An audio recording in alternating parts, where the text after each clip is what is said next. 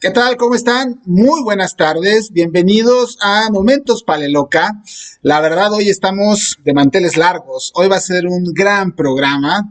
Eh, Tenemos una entrevista muy interesante, muy interesante. Hace tiempo que ya queríamos hacer una entrevista de este estilo. Desafortunadamente no se había prestado las circunstancias, pero hoy todo está más que puesto.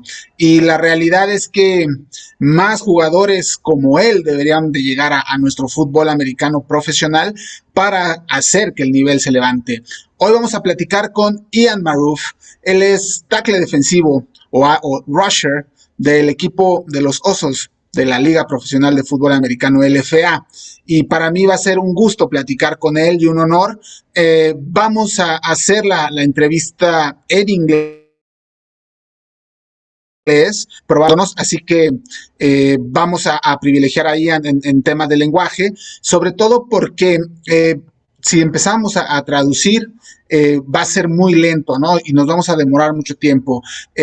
Lo que vamos a intentar es que, y yo ya se lo pedí a él, trate de hablar un poquito lento, sin tantos modismos, sin tantos slangs, para que la gente pueda entender mucho mejor y esto fluya de una manera más adecuada. Así que sin más preámbulos ni nada más por el estilo, vamos a darle la bienvenida al buen Ian Marouf. Hello, Ian. Bueno, How are you? I'm good, man. How are you? I'm doing fine. Thank you very much. So uh, it's great to have you here. Welcome to Sports Fan Network SFN, and it's truly an honor to have you here. Thank you very much, man. Those are kind words. I've been watching you for since I came here. Oh, Only heard good things. Yeah, a couple of my friends have interviews with you. My girlfriend knows the page well, and I'm excited to be on here. oh, thank you very much. It's truly an honor, and it's kind words from you to me. Thank you very much. Uh, it's been a very difficult year. Nowadays, how the things are going to you, my friend? Things are going well. Gym's open back up, so I'm happy. I can get in there and I can get after it. New season starts in a couple of months. So as far as that goes, everything's okay. But man, I wish I could explore Toluca a little more. So that's going to be the next question. After LFA season was postponed, did you go back to Canada or did you stay here in Mexico? I remained here in Mexico. A lot of friends, a lot of good friends. I have my girlfriend here, and her family's been very helpful too. And there's no better experience for staying here and learning Spanish, learning the culture. Unfortunately, because of this quarantine, you will not be able to visit too much places, right? But probably you could visit some places like Marquesa or something like that. Have you been there? Exactly. Yeah, I actually went there maybe a couple of days ago. It was cold. It was really cold, though. I don't think that's too much cold for you. You're from Ontario, Canada, and you have feet of snow. So it's cold for us, not for you. Comparatively, yeah, I agree. I agree. Okay, It's been a so long time. I know you probably forgot about the snow and the wind chill and all of that in Ontario, no? Exactly. I kind of miss home. It's a little too warm in the mornings. Okay, so how did you start in football, Diane? Whew, big question. I actually grew up playing soccer and being a big, huge soccer fan. But sometime around the eighth grade for me, I was introduced to the sport of football because my family moved and there was not many options for soccer. I was starting to grow. Obviously, I was getting much bigger. So I decided to try football out, and I fell in absolute love with football and So, been playing ever since. did you start playing soccer? Come on, my friend. I love soccer. I grew up watching Brazil and Argentina, and my dad grew up in Brazil, so soccer and FIFA, it was huge for me and my family. Now it makes sense. That makes a lot of sense. Have you been in the Bombonera in Toluca, or due to the quarantine you cannot assist? No, I haven't gone. I haven't done much exploring really of all the different events. I really wanted to see the Devils, the Red Devils. Uh-huh. Really wanted to watch them play, but it hasn't happened yet. One day you have to go there, and probably would be a great experience for you. Oh, absolutely, absolutely. So after you start playing football in around eighth or ninth grade, and then you arrive to Guelph College playing for the Gryphons, right? Yes, exactly. 2013, and you were rookie of the year. What happened that magical year for you? Uh, Actually, I don't know. I started out. I went to the NC, the junior NJCAA in Buffalo, New York, Uh-huh. and I had a great year there. But I didn't have the grades to move on to go to the universities in America. So I Okay. came back to Canada. I took some time off because I couldn't get into school, and eventually I was able to get grandfathered into the Guelph program. And so what happened was I was so hungry. I really wanted to excel in football. I had a great year for the playing for an American team, Hmm. and so I never stopped training, never stopped practicing, never stopped running. And Guelph, I actually my D line that I had at Guelph had a lot of standout players there. Two players actually went to the CFL, Okay. so it helped out quite a bit having those guys as defensive linemen. Jeff Finley and Cam Newton and Cam Walker, actually three people. Okay. So yeah, I don't know. I just had a huge fire under me. I had a chip on my shoulder, or I don't know. It's kind of an idiom, it's a phrase. I should rephrase that. Uh-huh. I had a lot of a lot of desire to really just prove myself as a really good football player. But then after that season, I didn't found any record from you as a player until 2015 with the Hamilton Hurricanes.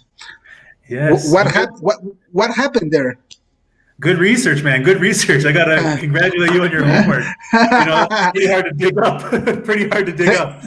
Thank you very much. If you want to be in this business, you have to make a good research and try to figure out what happened. And if you don't know what happened, then ask directly to you what happened.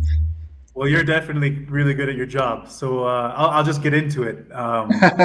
Again, the same. I had the same problem I've always had with school. Football, I excel in. The grades weren't coming up to where they needed to be, and I was right on the edge on getting back into my second year at Guelph University, and it didn't Uh-huh. happen by a couple percents in a summer class. So I didn't get back into school. So that's a lesson to all the kids out there: like, stay in school, stay in the books. All right, it's more important than sports. But after that, I was really down on myself, but I knew I still wanted to play football. So yeah, some time passed, me trying to figure out a way I can still play. Some friends told me about this other league that's a men's league that's not part of the college and university, and I had to try it out, and I tried it out, and again, I found my passion again, found my opportunity again, and I rolled with it. I just love what you just said. Stay in school. It's truly important to remain in school for all the kids that are watching us. Stay in school. Better things are coming from school than from other stuff, right? Absolutely, absolutely. There's no more opportunity than to educate yourself and to earn a degree. Yeah, totally sure, 100%. And then it seems that you retire from football, but all of a sudden, Mhm. 2017, you were selected in the sixth round by the Winnipeg Blue Bombers. What about that experience to hear your name in the draft and all of that stuff? I gotta tell you, man, that was. It was crazy. It was crazy. It was completely unexpected. I had no knowledge of it. I had ended communication with the staff at the University of Guelph Mm-hmm. because it goes into the story of the whole thing. I was told that too many years had passed with me not being in school. So I was told that I wouldn't be able to be drafted. I wasn't eligible for the draft. Mm-hmm. But then I played for the Hamilton Hurricanes, and I was getting mixed messages. There were some CFL scouts at the games, and my coach from the Hurricanes was telling me that, Ian, you've got some people interested in you. You know, someone's here this game. Hope you play well. Good luck. All that stuff. But also at the same time, I was trying to communicate with the staff at University of Guelph. They were Mm-hmm. going through a very big change, all new staff members, so I couldn't get a hold of game film. So it was this period where it seemed like I kind of retired because I was just trying to figure out how I can get drafted. And it wasn't until maybe a week before the draft that I got a phone call telling me, "Hey, Ian, we're interested in drafting you." Okay. And I was ecstatic because, as you know, like education in school is so important. I was going to just enter the world of work without a Uh-huh. degree and try Uh-huh. to make ends meet, try to make money doing it the hard way. Uh-huh. And everyone needs to understand that what happened to me was very, very lucky.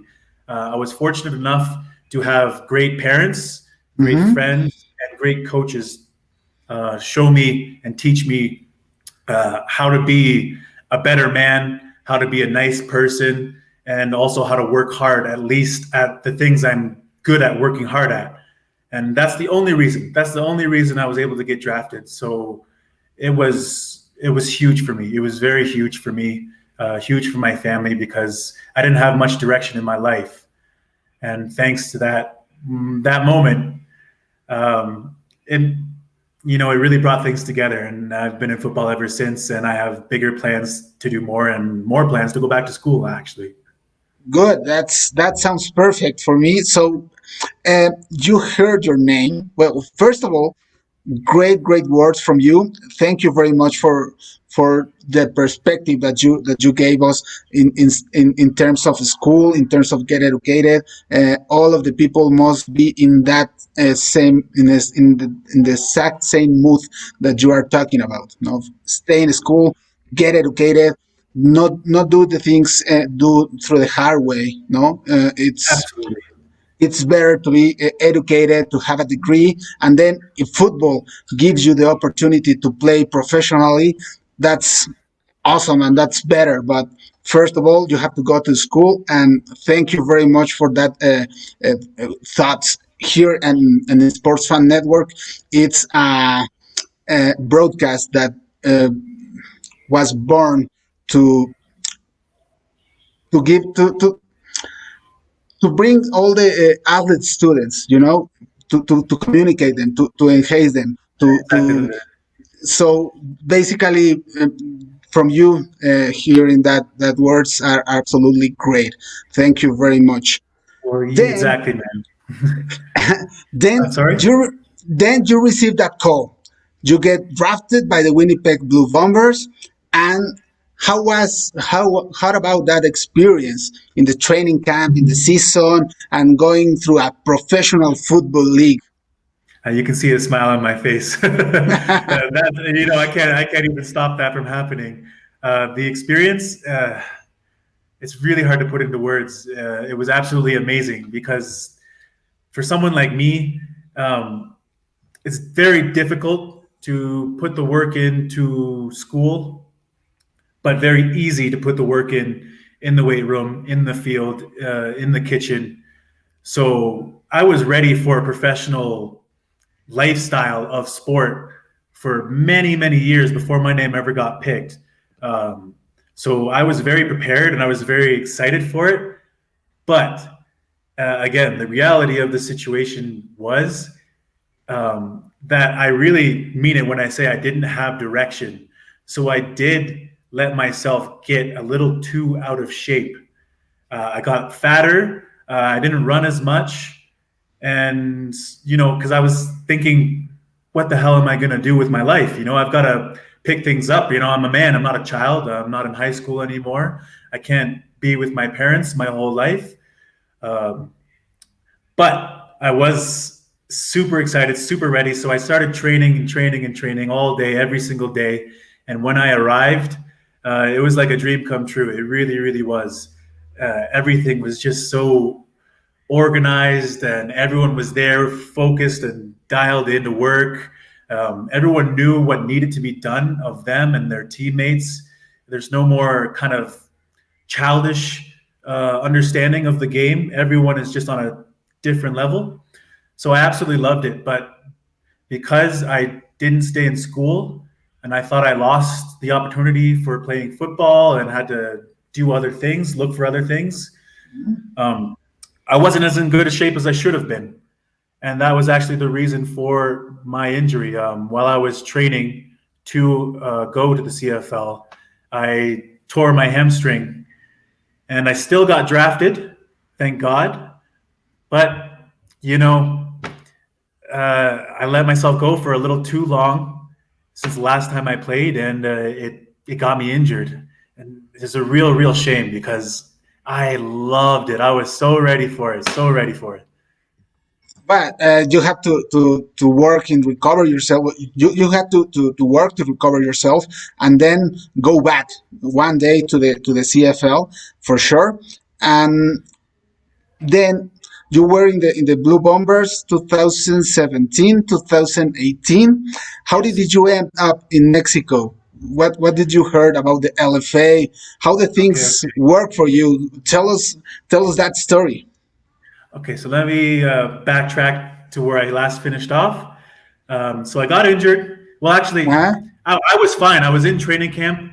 I was ready to go. I was running. I was training. But the trainer put me through a hamstring test because, as Okay. you know, there's lots of contracts, liabilities, and I didn't pass the hamstring test. So they didn't clear me to practice. So what they did was they kept me because they liked me, they wanted me there, and I was supposed to be projected to be a better player for them.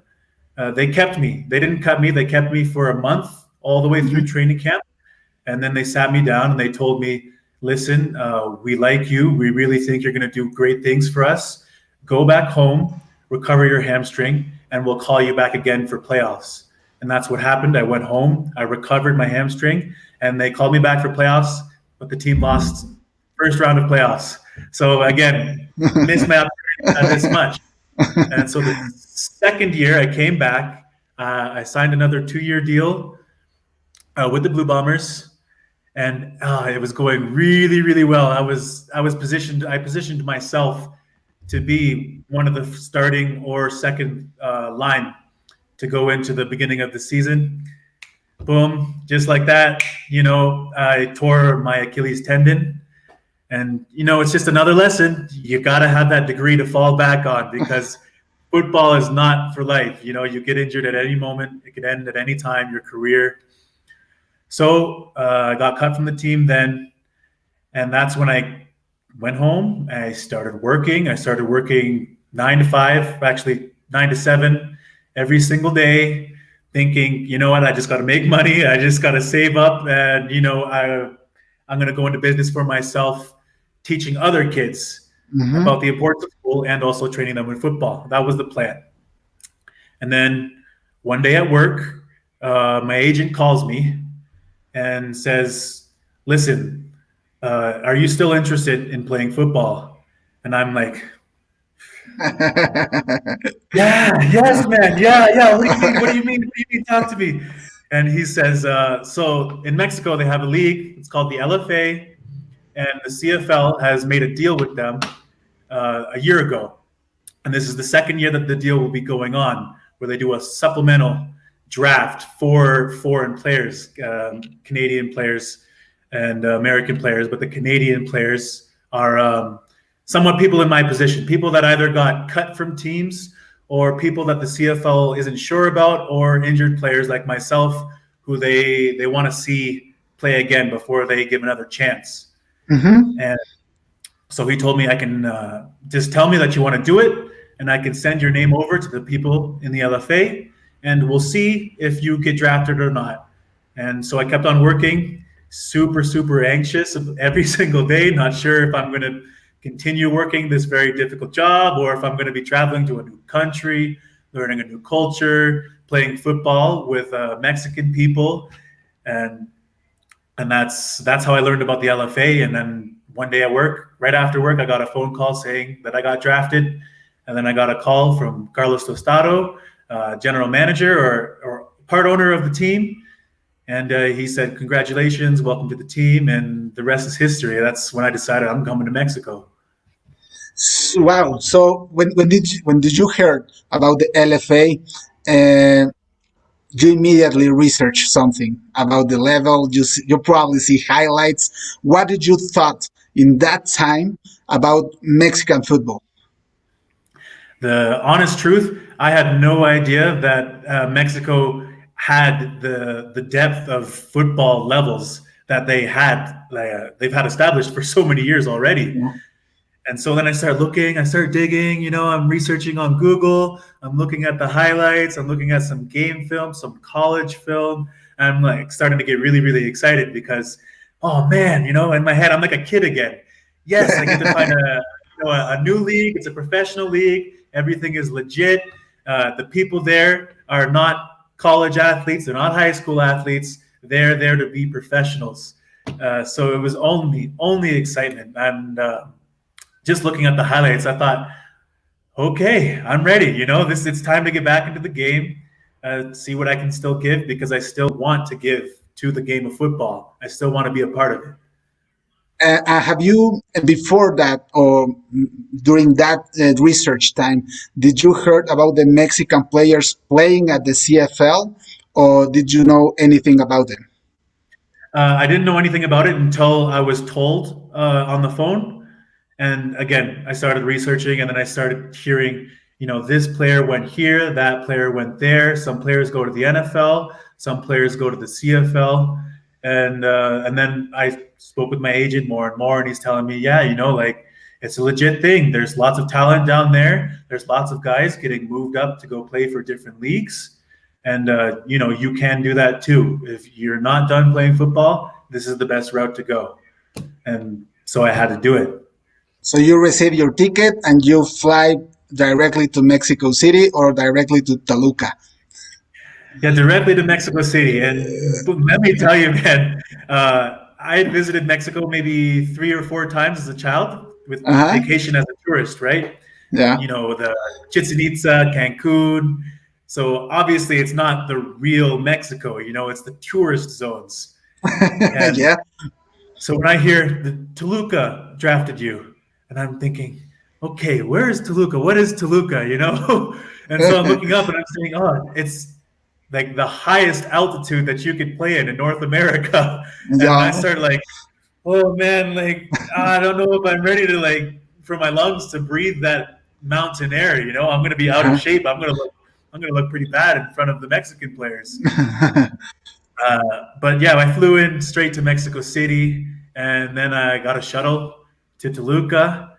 I'm getting told, yeah, Mexico City is very beautiful. It's very nice. Got lots of these types of people, those types of people, and but we're going to Toluca.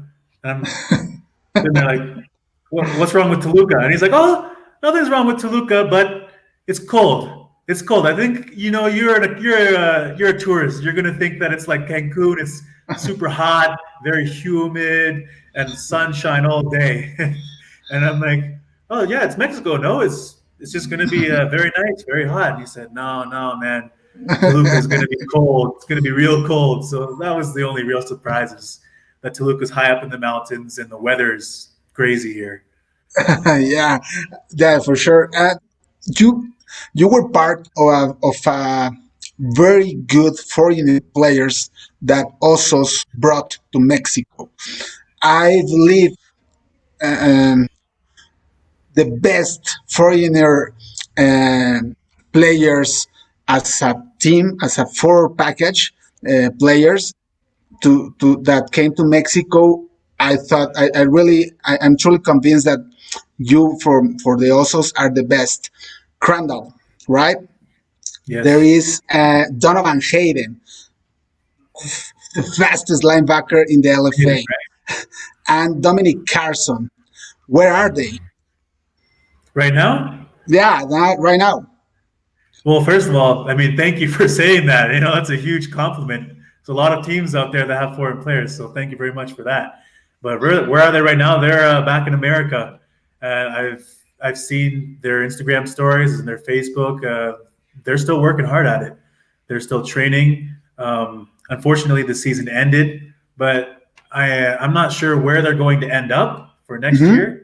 But I know that Mm-hmm. they're all staying in good shape. They're all training really, really hard. As someone who's still here in Toluca, I hope that they come back because they're all very skilled players, very hard workers. Yeah, absolutely. They are a very, very good players. And obviously, a lot of good foreign players came to Mexico, like Paris Black, Rashard Mm-hmm. Dillard.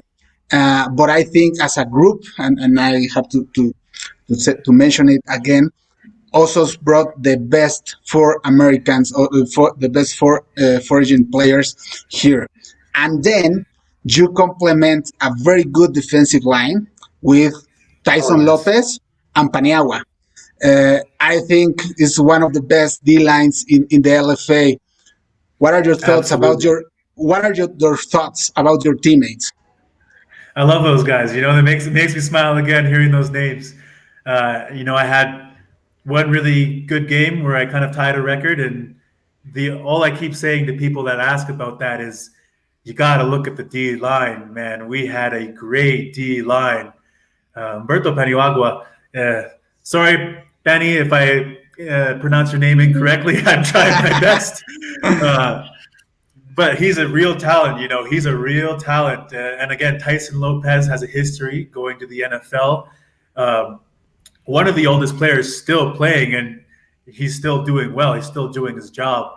He's But 40 like me, and he's still playing. Come on! exactly, exactly. I don't know. Well, I don't know what he's drinking in his water, but it's working. Whatever it is. I refer.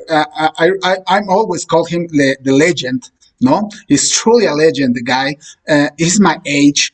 I'm retired since I was 22, and he's still playing. So he's a freak. Yeah, man. He's got the fountain of youth in his backyard. But definitely, especially having Umberto on the other side of me, because as we were both defensive ends, Mm-hmm. eh, how hard is that for a quarterback? You know, you've got one of the best defensive ends Yeah, from Mexico, Umberto, on one side, and the guy everyone knows Umberto, right? Because yeah. they're local players, so they're thinking, "Oh no, you know, here he comes. I've got to make sure I've got to look out for Umberto," but they don't know that the Canadian guy is on the other side. So Yeah. that is really what helped out the most. You watch film, you were researching, but when you face actually the games, I think your perception changed a lot. So, what did you think about now the level of our football in Mexico? I can only say good things. The LFA, it's not many years that it's been around, right? It's very Yeah. young league, and to be at the level that they are right now, it's one of the most impressive things, really, when you look at it from an objective perspective. Hmm. Um, Only a couple of years, and you've already got all these guys that are able to go to the CFL or NFL. So really, that was the big thing when I came that I noticed was the difference is the talent. There is just as much talent here as there is anywhere. Anywhere. It's just untapped right now. Hmm. Unfortunately, it's just untapped because it's so young. All the leagues and all the teams in different countries are just now learning that they can. Oh, you know, like we have all these Mexican players. Like, now we can, we can start recruiting for more people. So I think maybe in the next 5 years, 5, 10 years, it's going to be a big business football in Mexico. Yeah, I truly believe that because I heard a lot of scouts now are turning back to Mexico to watch players, to evaluate players, and mm, in terms of size and height and weight, we are not so far from the big leagues, and No, not no. so far. We probably need more competitiveness, no, and probably Yes. to reach pro levels younger than we are right now.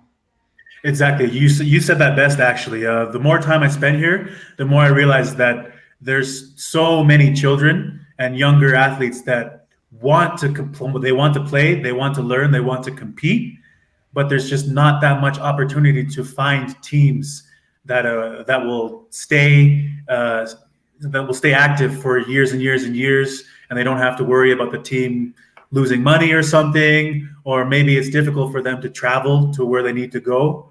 Mhm. So, like, again, you couldn't have said it best. Is that it's difficult for the players to find enough teams to develop themselves to be scouted. Mhm. So, what are the plans for Ian in the near future?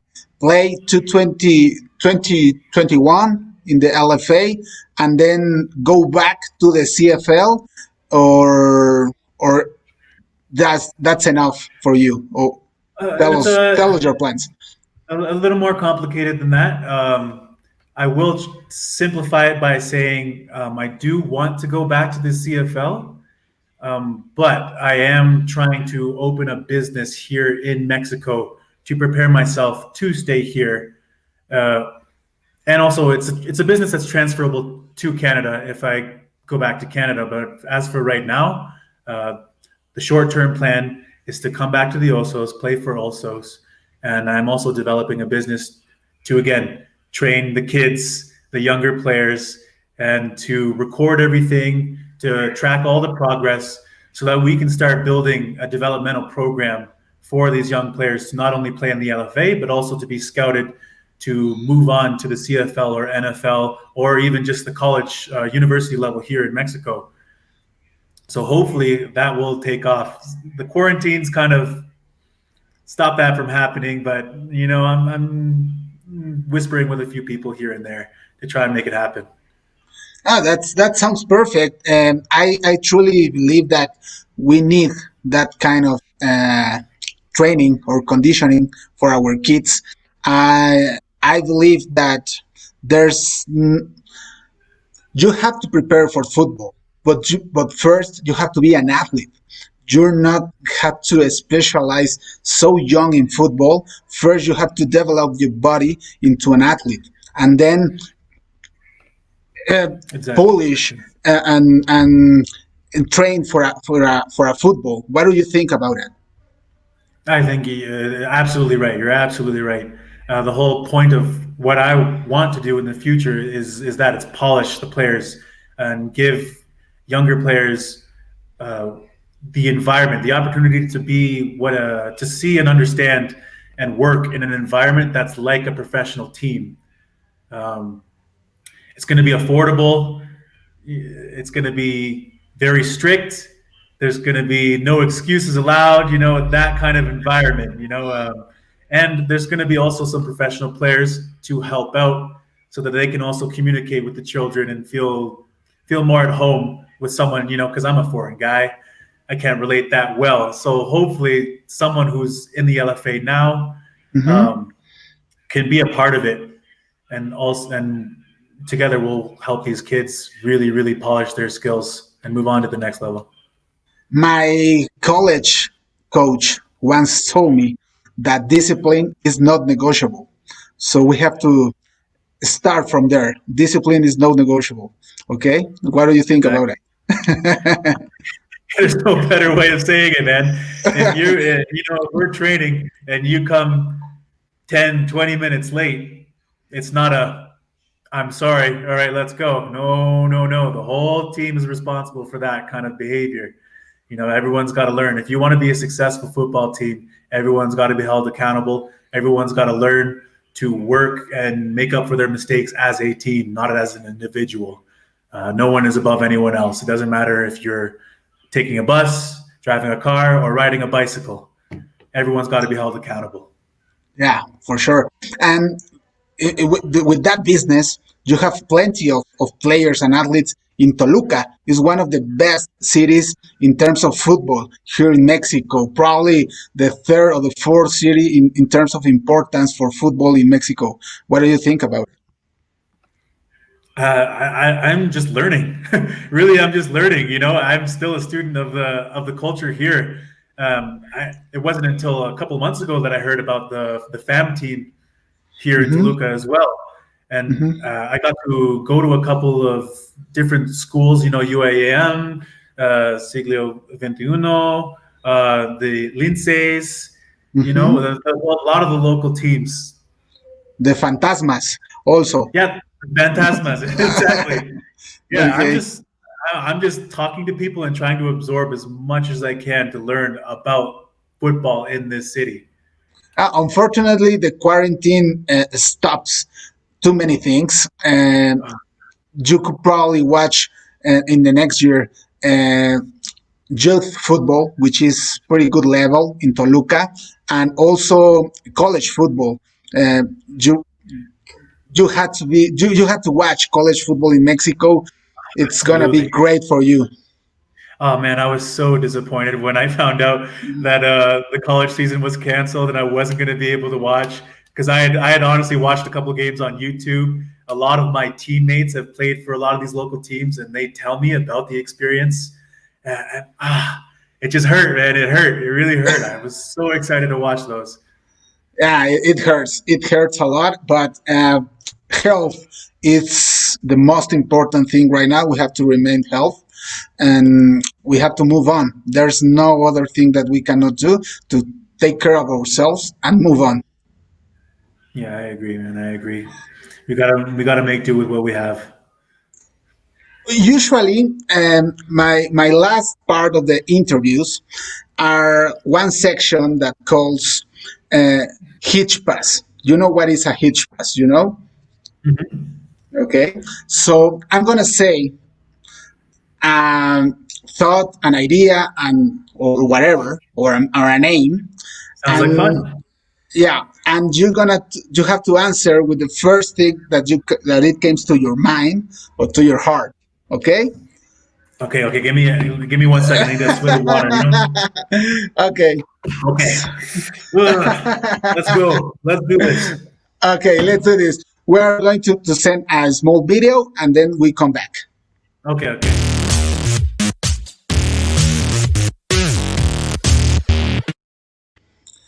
So Ian Marouf is in the house, and Ian Marouf is going to, it's about to take the pass a hitch or the hitch pass right now. Are you ready, my friend? As ready as I can be. Okay. Let's start with soccer. Brazil. Gryphons. Football. Hamilton Hurricanes. Opportunity. Winnipeg Blue Bombers. Experience. LFA. Wow, nothing came to mind. Come on. I almost wanted to say like love because I'm loving the experience right now. I would say love. It's what came to my mind, man. Okay. Humberto Paniagua. Amigo. Tyson Lopez. Mi línea hermano. uh, the four pack. Hayden, Crandall, and Carson. Workers. Hard workers. 4 sacks in a single game. LFA record. I need more. Okay. I need more. Okay. And the last one. Tazón Mexico. ¿Tazón? Tazón ¿México? Mexico. Yeah. Perdón, ¿qué es tazón? Our final game for the LFA, the championship game. Oh, the championship game? Yeah. It's Mexico Bowl. I wish I was there. That's the first thing that comes to mind is I wish I was there. You have to work with your team in order to get there. And the Osos has a lot of things, very good things. They have to improve a lot on other ones, but you're close. You're pretty close. Yeah, I really hope that things come together next year. Honestly, I think the the Osos is right on the edge of becoming one of the better teams in the LFA. You have to first. You have to find coach, I believe. No. Yeah, I've been told that the deadline is either was coming up or is coming up, but you know we'll find out. But I'm sure all the players are working hard anyways, regardless of what's going to happen. Good. Sounds perfect. So, my friend, thank you very much for being here. It was a great experience. It is my first interview in English, so thank you very much. Well, thank you very much for having me and selecting me to be your first. Yeah, it's great. Thank you very much. Regards to your family. Regards to Vero, that was very active in the comments. It seems you have to invite us to the wedding. Okay, I love weddings. Not making any plans soon, but I do want to say, yo amo tu, Vero. Hola. When it happened, we must be invited. Okay, I love weddings. Okay. It's the best moment to take a dance, to have fun. It's I've excellent. yet to be. I haven't gone to one yet, but I Okay. hear it's a big celebration here in Mexico. Like suavemente. I gotta experience it. I gotta see it firsthand. Okay, so you will see soon. Thank you very much, my dear Ian. See you soon. Thank you for having me, man. It's a big pleasure. Bye bye. Bye.